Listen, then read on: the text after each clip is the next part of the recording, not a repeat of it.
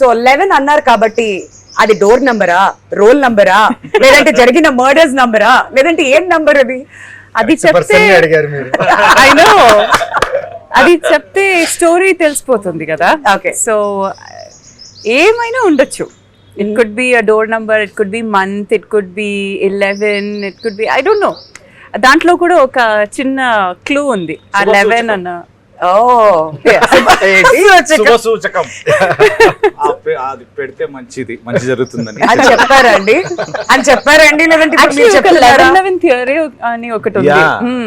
So 11 గురించి మాట్లాడితే మనం ఎక్కడికి వెళ్ళినా మనకి 11 కనిపిస్తుంది. అలాంటి ఒక సైకలాజికల్ థియరీ కూడా ఉంది. డెస్టినీ కదండి. నేను షూట్ చేసేటప్పుడు నిజంగా నాకు 11 కనిపించాయి.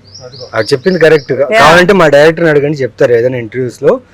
బట్ షూట్ చేసేటప్పుడల్లా మాకు ఆ 11 నంబర్ బుక్ రూపంలో లేకపోతే ఆర్ట్ వర్క్ లో ఏదో ఒక దగ్గర అంతెందుకు ఒక ఇల్లు కాల్చామన్నమాట. మీ ట్రైలర్ లో ఫస్ట్ షాట్ చూస్తే ఇల్లు కాల్చేసాం, ఆ ఫైర్ అంతా ఉంది.